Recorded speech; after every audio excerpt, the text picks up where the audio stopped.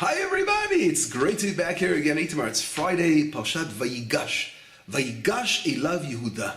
And Judah, as you could say, collides with Joseph. Vayigash means literally he approaches Joseph. But in reality, we see that there's a collision of two forces over here. If we read the background of what Judah's going on in Judah's mind and how our sages explain this whole thing, is Judah's ready to go to battle. There's tremendous friction between two forces, Judah and Joseph. These forces in reality are forces that are going to come together in the end of days. And it's a process of the coming of Messiah. And we've spoken about this in the past. And as a matter of fact, we're going to read the prophet Ezekiel 37, where he talks about the tree of Yehuda, of Judah, combining with the tree of Joseph and becoming one. The nations of Israel, the tribes of Israel, uniting as two forces. The force of Judah has to be again connected within the force of Joseph and the tribes of Israel. We have to realize and appreciate every one of the tribes of Israel, what their role is in the entire picture. It's like a beautiful picture, a painting, a masterpiece. And if one good picture, if one good color is missing out of that masterpiece, it's not a complete picture. We need all the color scheme. Everyone has to work together in unison. And this week's portion sort of reflects to the beginning and the end of the process of Messiah throughout the ages that's going to take place. And in the beginning of the portion, it opens up again with that sort of like the bull. Joseph is called the shoal, the bull. And Judah is the lion. And the lion is fighting with the bull. They're wrestling. But at the end, what does it say? And Joseph sends Judah to Goshen, to the land of Goshen. The land of Goshen, we know that the Egyptians did not allow the eating or anyone to be shepherds because they sanctified the tzon, the flock, the sheep were sanctified in the eyes of the Egyptians. They were worshiping them. And just similar today that those that are sanctified in India, the cows are sanctified. And a similar thing. I guess you can see the sheep running around freely in Egypt. They weren't eating them. But anyway, the people of Israel were shepherds. And the sheep, right away, the Egyptians would not feel comfortable with the sheep in front of their faces, so used as again for the selling the meat. So again, Israel took all the sheep, and the idea was to set them up in Goshen, where they could have a quiet area to themselves. And that mission was placed upon the shoulders of Judah to lead the way. When Joseph, finally reveals himself, etc., we know what happens, and Judah is sent to the land of Goshen. Very interesting. What is Goshen all about? Goshen is, what did he do there? As I mentioned a second ago what it's all about, but what did Judah do there? He set up, Chazal, rabbis teach us that he set up a Beit Midrash, he set up a house of study. So Israel was going to, again, they were not only going to live there, survive during the years of famine, end up being, of course, many years, and they were enslaved. We know what happens at the end of the story because they were too satiated in Egypt, just like people are satiated in exile today. But whatever it is, Judah was sent there to build the spiritual bayit, the house. And that's what's brought down beautifully in the Midrash. And here we see a fantastic a partnership between Judah and Joseph. Joseph is working on providing for them, setting up the financial basis, and Judah is working on the spiritual side. And those are the two trees, those are the functions of the two houses of Israel, having to work together and combine together and work as a beautiful body and soul together. Just like a human body is a physical body together with a soul, the same thing Israel. The physical functions of Israel together with the spiritual functions of Israel. And here, in this week's portion, which begins as friction and a collision, ends up as a working together as a partnership. And that's really the end of days when Messiah will come. Judah and Joseph work together as one nation. The word Goshen is very similar to the word Gisha, the same letters, right? Very similar letters that opens up the portion. In other words, that turning this friction into Goshen, into the concept of spiritual building, as well as the physical building, which is, and everyone is playing their role in the house of Israel over here. And that's how, again, we see this amazing message within this portion. But these two forces that are colliding in the beginning, we see the collision throughout the ages. And we have to recognize every force and understand what the purpose of that force is. And we call them the forces of Messiah. The Messiah of Joseph and the Messiah of King David. These two, and Joseph and David. These two powers are the powers of Messiah. If we look in Genesis, where Jacob, of course, is living in Mesopotamia and building his family, and time to come home. If you look, it says in Genesis 30, I'll try to read the verses, because I think it's very interesting to see them. It says like this, chapter 30, verses 22 to 25. And what does it say regarding Jacob? It says, Vayiskor Elohim et Rachel, and God remembered Rachel. Vayishma eleh Elohim vayiftach et Chama, and God listened to her and he opened her womb. Vatal vateled ben, and she got pregnant and she gave birth to a son. Vatomer asaf Elohim et cherpatin. Now she says, God has gathered my disgrace, because she didn't have any children. Vatikrad shemo Yosef, and she called his name Joseph. And it said that God added her a child. This is because her maidservant Bilhah had, of course, 2 children. And now she has one of her own. And then it goes on to say in verse 25, Vayihi kasher yalda Rachel et Yosef, when she gave birth to Joseph. Vayom Yaakov el Lavan, and Yaakov, Jacob says to Lavan, Shalcheni ve'elecha el mekomi u'lartzi. Send me home now. I want to go to my place and I want to go to my homeland. In other words, when Joseph is born, Jacob has the power of returning to the land of Israel, because Joseph, that's exactly what the prophet we're going to read about this week's portion, Ezekiel 37, says. The power of Joseph is represented we see in the ingathering of the exiles. And it talks about how God is going to take us out of exile after mentioning the trees, the combination. And we know that Joseph, the whole power is to gather, just like his mother, Rachel. Rachel was buried along the way in Kever Rachel. We all know those who come to Israel and visit Kever Rachel, especially in the old days. Today it's a fortress over there. But it was literally on the way, on the road. And she's crying out, Rachel mivaka al banea, as it's mentioned in Jeremiah. And Rachel's crying over her children. And then it says, Vishavu banim legvulam, and the children will return to their borders, the land of Israel. And this is what Joseph, of course, is so ingrained in him from his mother, the power of gathering the exiles and bringing them back home to the land of Israel. We know Joseph with all his amazing genius in economics. And he's there, of course, interpreting dreams, but he's screaming in prison and saying, remember me, I was stolen from my land, I want to return to Israel. And of course, that is, although he has a function and a role of being in exile until the Jews get out of there, because he has to be the sparks there and getting the sparks coming out and gather those sparks up. But of course, his goal is to return to the land of Israel. And that's the power of return. It means to gather, right? Joseph means to gather. He's gathering up those exiles. And that's what his name's all about. And which is an amazing. And that first stage, and a lot of people had difficulty understanding when the first pioneers of Israel, I'm talking about in modern times, because there were pioneers that throughout the ages that wanted to return and came to Israel, especially in the 1700s.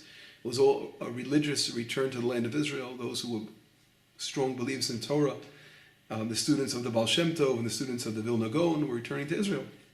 But in later times, when the secular Jews were coming back to Israel, and a lot of the religious Jews were turned off, especially in Europe. They remained in Europe. They didn't want to come to Israel because they said, wait a second, this is secular Jews. They're not following Torah.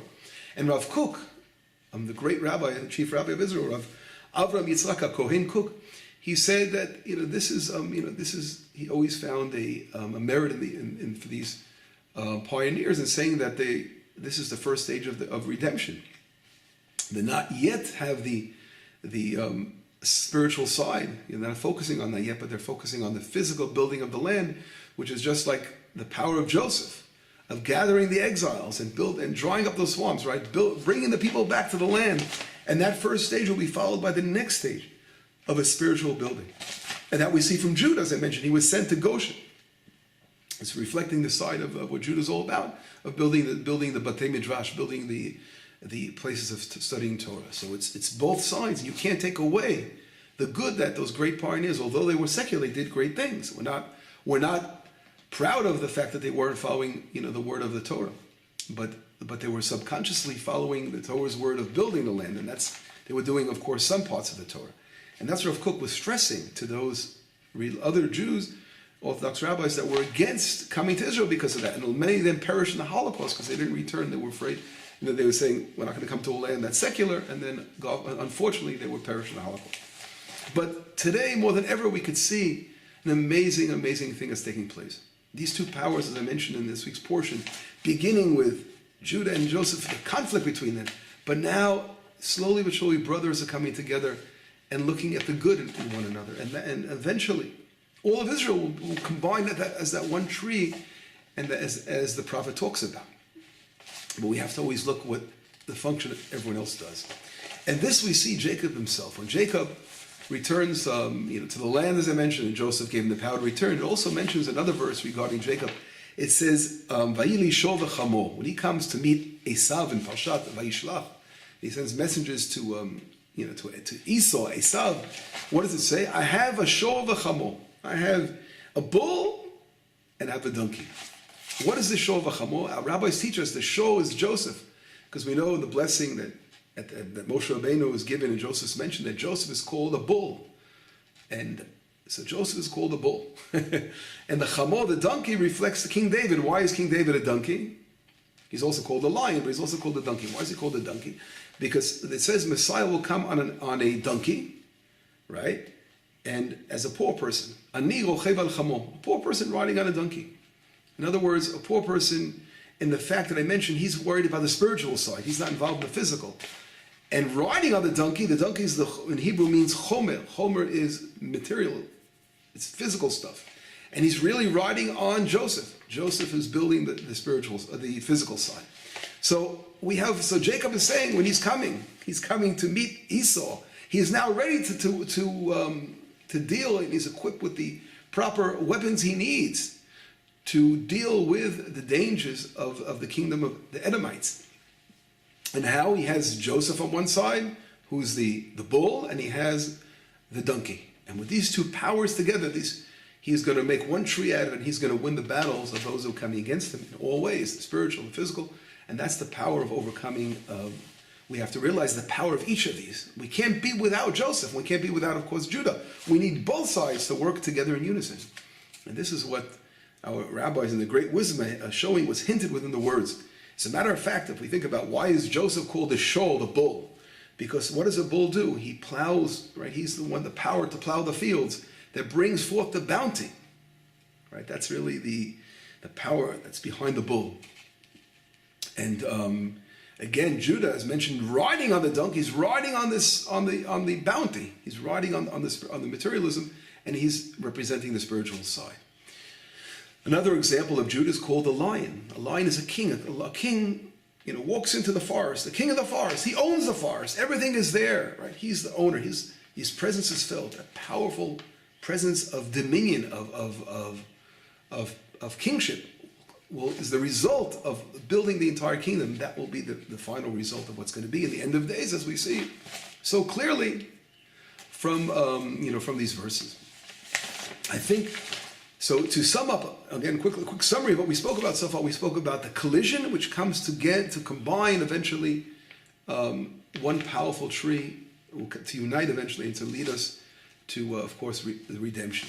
We see in Zechariah, it's amazing, and I think this will, we could probably wrap up our lesson today for this message with the words of Zechariah. If we go to Zechariah 2, what does it say? Verse number 1.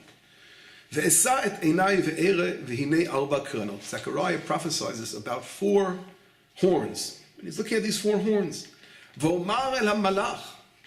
And he says, talking to the angel is talking to him, Ma'ila, what do these 4 horns represent? And he says to me, these are the horns that scattered Israel. They threw us out of Jerusalem and out of the land.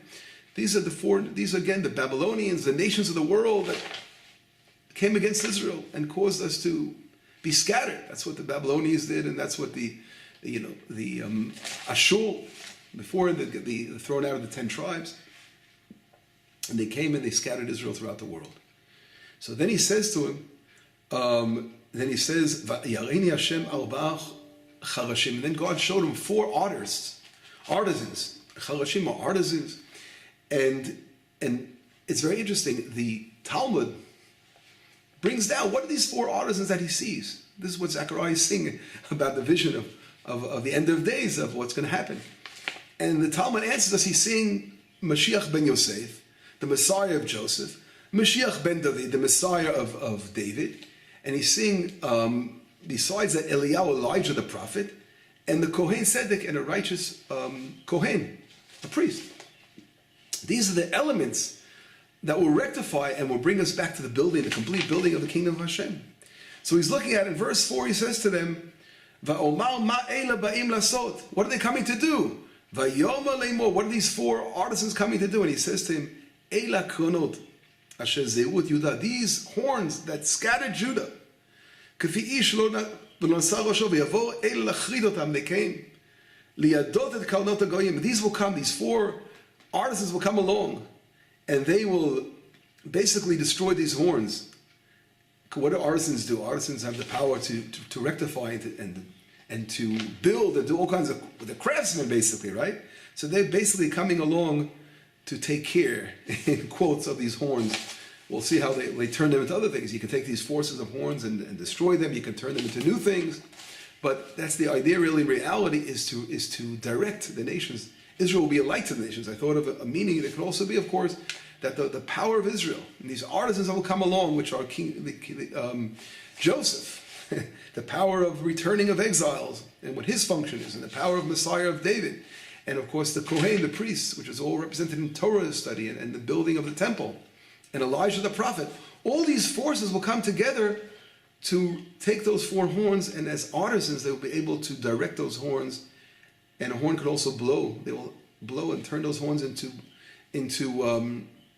positive sounds, and blow positive sounds to gather the world towards Israel and not against Israel. This is what we see, of course, as a continuation of what's going on in the UN and against Israel. But eventually, we read the prophets, these things will be turned around completely. We don't know exactly how it's going to happen, but we know generally how it's going to happen. And as we see the events, we can say, wow, this is how it's happening. And absolutely amazing. If we look, I read two more verses in Zechariah. I just love this chapter. In verse number 5, it says, He sees another person holding on to a measurement, like a ruler. And he say, where are you going? And he says, I'm going to measure, to measure Jerusalem, how wide and how long Jerusalem is. So I thought, again, this connects exactly what we're saying. Measuring Jerusalem, this is what again, the world is measuring Jerusalem, where it belongs. Does it belong to Israel? But no, here we see from the prophet of Zechariah, we're measuring the length of Israel, measuring the breadth of Jerusalem, the length of Jerusalem, and the world will see that this is an inheritance for Israel, and the four horns will turn again. The craftsmen will turn these horns around and do what they have to do to rectify the world in following the light of Israel. And this is all from the forces of Mashiach ben Yosef, the Messiah of Joseph, and David coming together and building the kingdom of Hashem in the land of Israel. Wow. Shabbat Shalom, B'sorot Tovot, Yeshurot V'nechama.